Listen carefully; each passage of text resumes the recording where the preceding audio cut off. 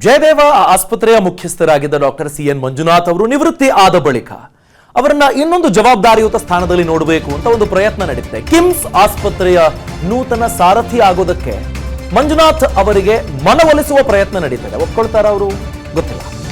ಆಸ್ಪತ್ರೆಯ ಮೇಲುಸ್ತುವಾರಿಯನ್ನ ಅವರ ಹೆಗಲಿಗೆ ವಹಿಸುವ ಪ್ರಯತ್ನ ನಡೀತಿದೆಯಲ್ಲ, ಈ ಜವಾಬ್ದಾರಿಯನ್ನ ಹೊತ್ಕೊಳ್ಳೋ ಪ್ರಶ್ನೆಗೆ ಹೂ ಅಂತಾರ ಗೊತ್ತಿಲ್ಲ. ಸಮಯ ಕೇಳಿದ್ದಾರಂತೆ.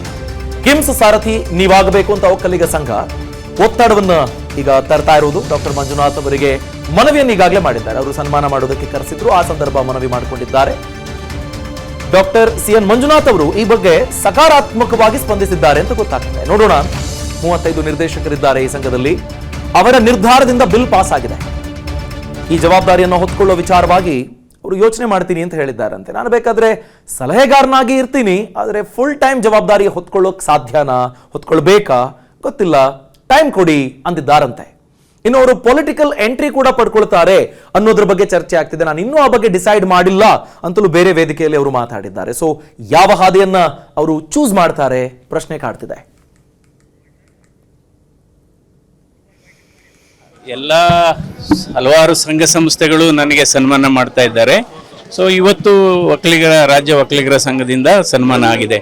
ಸೊ ಎಲ್ಲ ಸುಮಾರು ಕಡೆ, ಯಾಕೆಂದರೆ ನಾವು ನಿರಂತರವಾಗಿ ಕಳೆದ 18 ವರ್ಷದಿಂದ ನಿರ್ದೇಶಕನಾಗಿ ಜಯದೇವ ಆಸ್ಪತ್ರೆ ನಲ್ಲಿ ಇಡೀ ಹೃದ್ರೋಗ ಕ್ಷೇತ್ರದಲ್ಲೇ ಒಂದು ಕ್ರಾಂತಿಕಾರಿ ಬದಲಾವಣೆಯನ್ನು ತಂದಿದ್ದೇವೆ. ಸೊ ಆ ಹಿನ್ನೆಲೆಯಲ್ಲಿ ಜನರು ಪ್ರೀತಿಯಿಂದ, ಅಭಿಮಾನದಿಂದ ಈ ರೀತಿ ಸನ್ಮಾನಗಳನ್ನು ಮಾಡ್ತಾ ಇದ್ದಾರೆ. ಸೊ ಇದರಿಂದ ಅಂದರೆ ಇದು ಒಂದು ಉತ್ತಮವಾದ ಸಂದೇಶ. ನೀವು ಉತ್ತಮವಾದಂಥ ಕೆಲಸ ಮಾಡಿದರೆ ಸಮಾಜ ಗೌರವಿಸುತ್ತೆ, ಅಥವಾ ಸಮುದಾಯ ಗೌರವಿಸುತ್ತೆ, ರೋಗಿಗಳು ಗೌರವಿಸ್ತಾರೆ. ನಿವೃತ್ತಿ ನಂತರ ನಮ್ಮ ರಾಜ್ಯ ಒಕ್ಕಲಿಗರ ಸಂಘದ ಕಾಲೇಜ್ ಇರ್ಬೋದು, ಕಿಮ್ಸ್ ಆಸ್ಪತ್ರೆ ಇರ್ಬೋದು, ಎಲ್ಲರ ಮೇಲ್ವಿಚಾರಣೆ ಅವರಿಗೆ ಬರಬೇಕು ಅಂತ ನಾವು ಆಡಳಿತ ತೀರ್ಮಾನ ಮಾಡಿ ಮನವಿಯನ್ನು ಕೊಟ್ಟಿದ್ದೀವಿ. ಅವರ ಮನವಿಗೆ ಸ್ಪಂದಿಸಿದ್ದಾರೆ ಅಂತ ನಾವೆಲ್ಲರೂ ಭಾವಿಸಿದ್ದೀವಿ.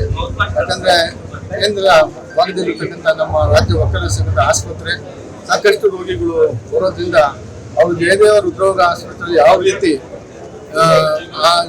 ರಾಜ್ಯ ರಾಷ್ಟ್ರ ಮಟ್ಟಕ್ಕೆ ಕೊಂಡೊಯ್ತದೋ ಅದೇ ರೀತಿ ನಮ್ಮ ಸಂಸ್ಥೆಗಳು ಕೊಂಡೊಯ್ಲಿ ಅಂತ ನಮ್ಮ ಆಸೆ.